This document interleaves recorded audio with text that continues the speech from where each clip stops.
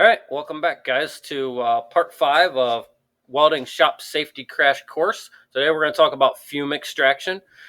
Fume extraction is very important to your health of your lungs and the longevity of you as a welder. Welding fumes can be very dangerous.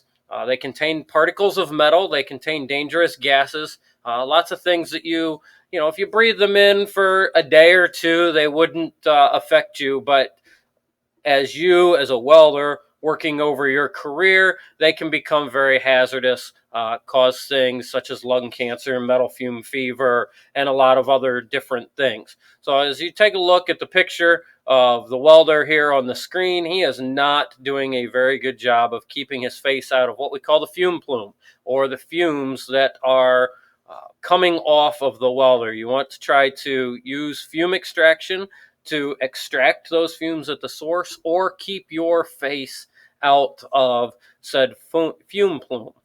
Okay. Fume extraction. Here's a couple examples of good fume extraction. You can see here behind me the fume extractors we have in some of our booths. You want to keep it close, but obviously you can't keep it too close. Welding uses a shielding gas. If you keep your fume extraction too close, you'll actually pull that shielding gas away and cause defects in your weld. Okay. You want to extract them before you breathe them, and if that's not possible, do welding in a well-ventilated area. But watch things like wind and watch things like fans. I've heard of our OE Meyer sales rep will tell you a story of a company that claimed they got bad shielding gas from them. He went out to help troubleshoot it, and when he walked into the gentleman's booth, it was hot in the summer, and he had a giant fan blowing right on his weld area, and that was causing issues with his weld. So, well-ventilated area, but you have to be careful not to pull your shielding gas away. Okay.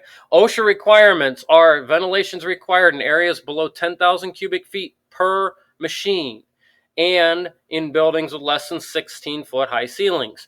That equates to most of your home shops needing fume extraction.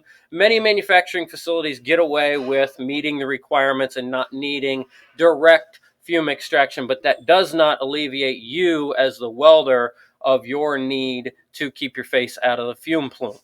Okay. You can wear respirators, things like that. Yes, we're all going to be wearing face masks in school right now, but those face masks are not going to protect you from the fumes and the things that you need to be protected from as far as a welder. Okay. And that concludes part 5. We'll see you back here.